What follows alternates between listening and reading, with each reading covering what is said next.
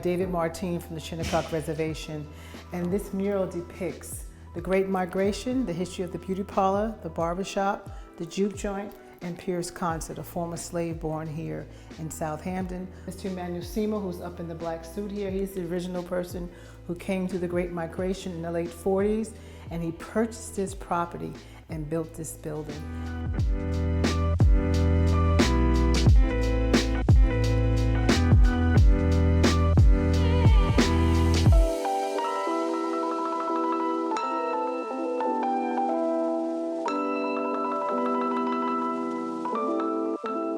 After Emmanuel Seymour built this barbershop, it was half a barbershop and half a beauty parlor. And my auntie was actually the beautician here. And I used to come here when I was like 13 or 14 years old. And I used to answer the phones for her and do coffee runs. And it took me 16 years to actually establish this now museum, which is the first African-American site to be historically designated in the village of Southampton. And it's the first black barbershop to be transformed into a museum in the country. This is the Hamptons. People didn't even realize, or even think that even black folks even lived here. So I had to come against a lot of pushback.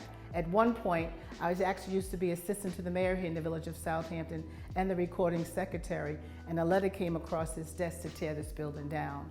There was a small legislation that talked about the significance of how to historically designate a building, and that's what I pulled out. And at that point, I found an old juke joint singer, some people who used to play in a band, and I interviewed them, went before the Architect Review Board, and that's how this place got historically designated in the village of Southampton.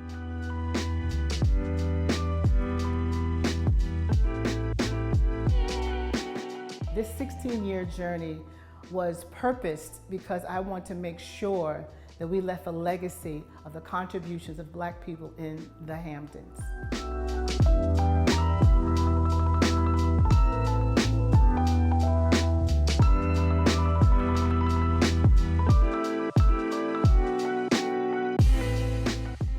SAM's mission is to promote an understanding and appreciation of African American culture by creating programs that will preserve the past, encourage learning, and enhance the life of the community.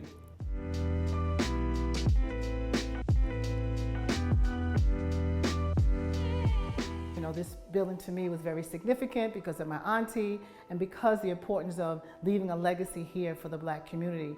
And so that's why we continue to talk to others about the importance of preserving these, places here that belong to us,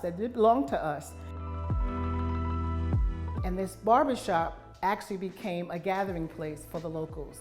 And I mean, it was a place where people came to learn about their history. They talked about how important it was to vote, how important it was to be educated. So really, this was a tight-knit place. And when you come into this museum, you can feel this love, you can feel the community when you walk into this place.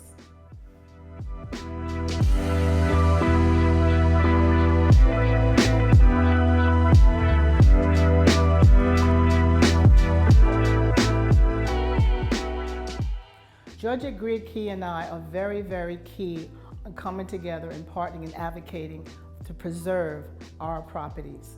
And one place I want to also mention is Pierce Concert. He was taken away from his mom at 5 years old and sold to the Peltro family to work on his farm. Fast forward, we are now trying to preserve his house and make sure that place stays as well.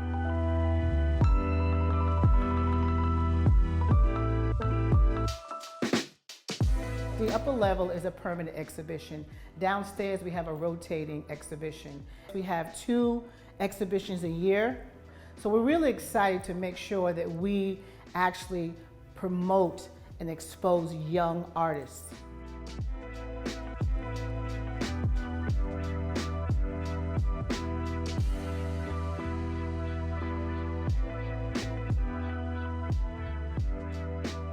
We have a lot of schools come through here, and what I generally do is I touch with the teachers first. I want the teachers to come, and I want them to know the history first so they can go back. And generally what happens is very positive. They end up bringing their students back. I mean, last year we've had probably, I don't know, 3 or 4 bus loads of people come, of students. And I have to also mention we have the digital tapestry experience, this augmented virtual reality app that we have. These people come alive and talk about their history.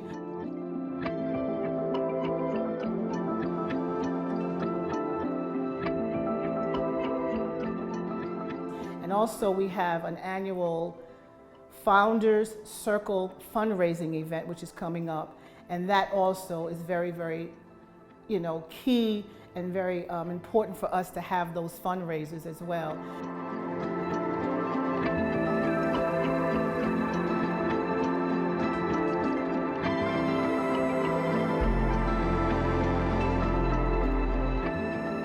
I look back now, and I used to look at those Jet magazines. I used to see people, black people that looked like me. They was professionals, and they would look like they had money, and not anything that I ever was exposed to here in the Hamptons. So I do know this place, even when I stand here now, it just brings me back to how powerful people we are and how much more we can offer to this world. And we have so much that we can do together, and this is why this place means so much to me.